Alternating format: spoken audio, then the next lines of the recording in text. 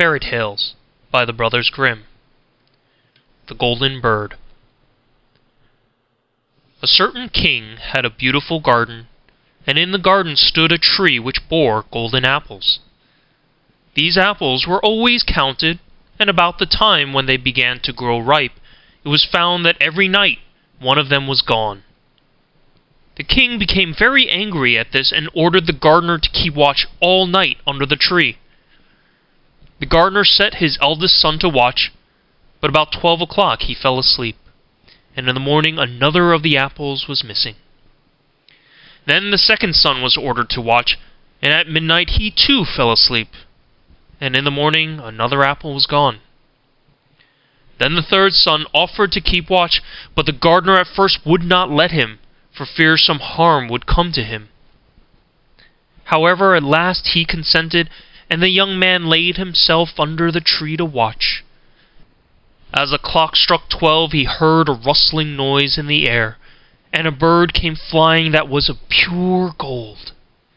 And as it was snapping at one of the apples with its beak, the gardener's son jumped up and shot an arrow at it. But the arrow did the bird no harm, only it dropped a golden feather from its tail, and then flew away. The golden feather was brought to the king in the morning, and all the council was called together.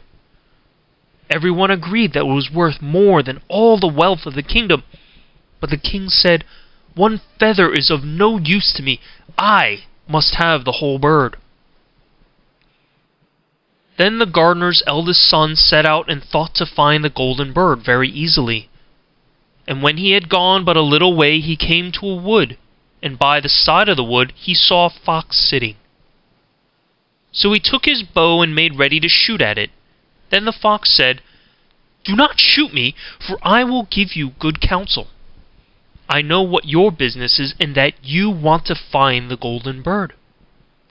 You will reach a village in the evening, and when you get there, you will see two inns opposite each other, one of which is very pleasant and beautiful to look at. Go not in there, but rest for the night in the other, though it may appear to you to be very poor and mean." But the son thought to himself, "What can such a beast as this know about the matter?" So he shot his arrow at the fox, but he missed it, and it set up its tail above its back and ran into the wood. Then he went his way, and in the evening came to the village where the two inns were. And in one of these were people singing and dancing and feasting, but the other looked very dirty and poor. "I should be very silly," said he, "if I went to that shabby house, and left this charming place." So he went into the smart house, and ate and drank at his ease, and forgot the bird, and his country too. Time passed on, and the eldest son did not come back, and no tidings were heard of him. The second son set out, and the same thing happened to him. He met the fox, who gave him the good advice. But when he came to the two inns, his eldest brother was standing at the window where the merrymaking was, and called to him to come in. He could not withstand the temptation, but went in, and forgot the golden bird and his country in the same manner. Time passed on again, and the youngest son too wished to set out into the wild world to seek for the golden bird. But his father would not listen to it for a long while, for he was very fond of his son, and was afraid that some ill luck might happen to him also, and prevent his coming back. However, at last it was agreed he should go, for he would not rest at home. And he came to the wood, he met the fox, and heard the same good counsel. But he was thankful to the fox, and did not attempt his life as his brothers had done. So the fox said, "Sit upon my tail, and you will travel faster." So he sat down, and the fox began to run, and away they went over stock and stone so quick that their hair whistled in the wind. When they came to the village, the son followed the fox's counsel, and without looking about him went to the shabby inn, and rested there all night at his ease. In the morning came the fox again, and met him as he was beginning his journey, and said, "Go straight forward till you come to a castle. before which lie a whole troop of soldiers fast asleep and snoring. Take no notice of them, but go into the castle and pass on and on till you come to a room where the golden bird sits in a wooden cage. Close by it stands a beautiful golden cage, but do not try to take the bird out of the shabby cage and put it in the handsome one, otherwise you will repent it." Then the fox stretched out his tail again, and the young man sat himself down, and away they went over stock and stone, till their hair whistled in the wind. Before the castle gate all was as the fox had said, so the son went in and found the chamber where the golden bird hung in a wooden cage, and below stood the golden cage, and the 3 golden apples that had been lost lying close by it. Then thought he to himself, "It will be a very droll thing to bring away such a fine bird in this shabby cage." So he opened the door and took hold of it, and put it in the golden cage. But the bird set up such a loud scream that all the soldiers awoke, and they took him prisoner and carried him before the king. The next morning the court sat to judge him, and when all was heard, it sentenced him to die, unless he could bring the king the golden horse, which could run as swiftly as the wind. And if he did this, he was to have the golden bird given him for his own. So he set out once more on his journey, sighing and in great despair, when on a sudden his friend the fox met him and said, "You see now what has happened on account of you not listening to my counsel. I will still, however, tell you how to find the golden horse, if you will do as I bid you. You must go straight on till you come to the castle where the horse stands in his stall. By his side will lie the groom fast asleep and snoring. Take away the horse quietly, but be sure to put the old leathern saddle upon him, and not the golden one that is close by it." Then the son sat down on the fox's tail, and away they went, over stock and stone, till their hair whistled in the wind. All went right, and the groom lay snoring with his hand upon the golden saddle. But when the son looked at the horse, he thought it a great pity to put the leather saddle upon it. "I will give him the good one," said he. "I am sure he deserves it." As he took up the golden saddle, the groom awoke and cried out so loud that the guards ran in and took him prisoner. And in the morning he again was brought before the court to be judged, and was sentenced to die. But it was agreed that if he could bring thither the beautiful princess, he should live, and have the bird and the horse given him for his own. Then he went his very way sorrowful, but the old fox came and said, "Why did you not listen to me? If you had, you would have carried away both the bird and the horse. Yet will I once more give you counsel.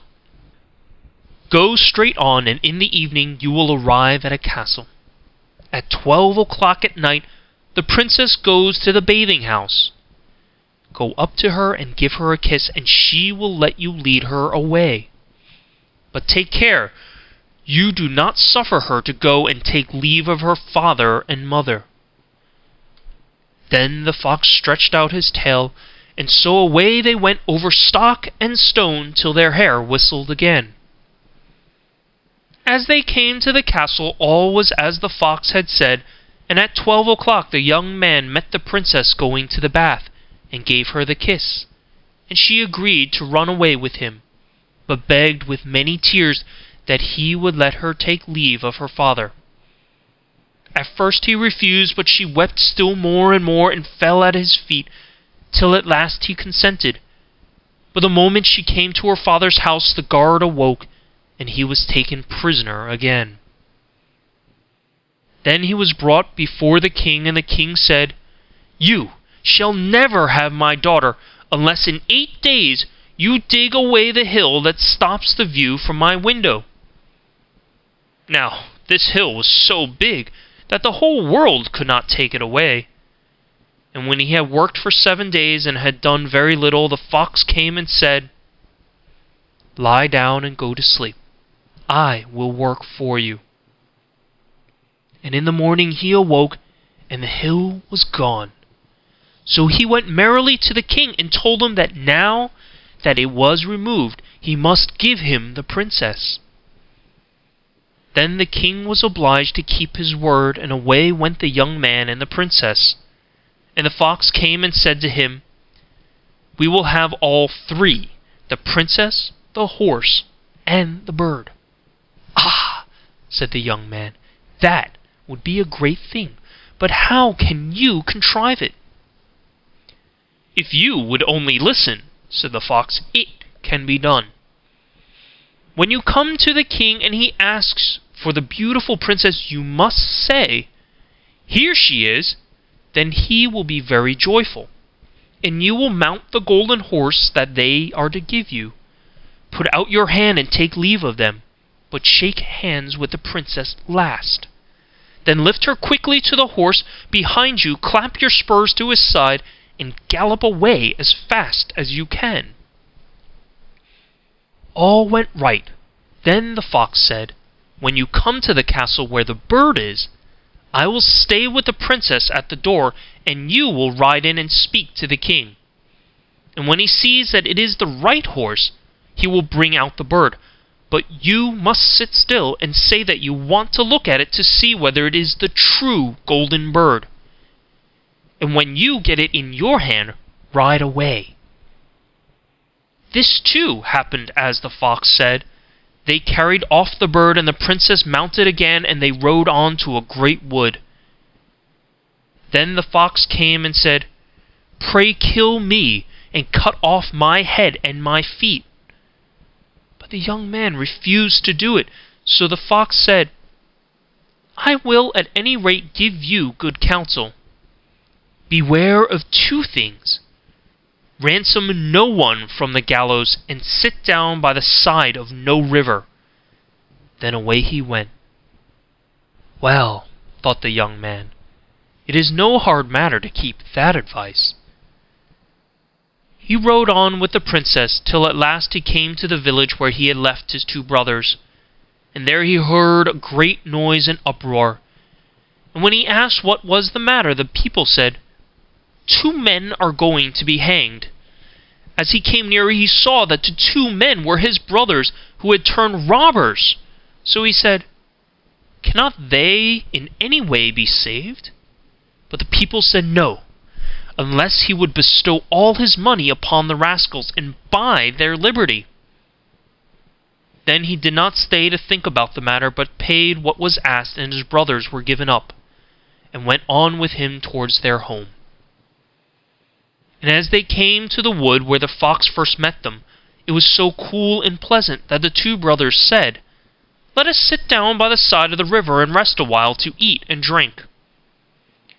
So he said, "Yes," and forgot the fox's counsel, sat down on the side of the river, and while he suspected nothing, they came behind and threw him down the bank, and took the princess, the horse, and the bird, and went home to the king their master, and said, "All this we have won by our labour."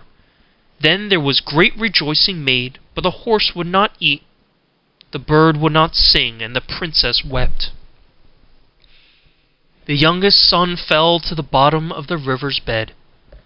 Luckily it was nearly dry, but his bones were almost broken, and the bank was so steep that he could find no way to get out. Then the old fox came once more and scolded him for not following his advice, otherwise no evil would have befallen him. "Yet," he said, "I cannot leave you here, so lay hold of my tail and hold fast." Then he pulled him out of the river, and said to him as he got upon the bank, "Your brothers have set watch to kill you, if they find you in the kingdom." So he dressed himself as a poor man, and came secretly to the king's court, and was scarcely within the doors when the horse began to eat, and the bird to sing, and the princess left off weeping. Then he came to the king and told him all his brother's roguery, and they were seized and punished, and he had the princess given to him again, and after the king's death he was heir to his kingdom. A long while after, he went to walk one day in the wood, and the old fox met him, and besought him with tears in his eyes to kill him, and cut off his head and feet.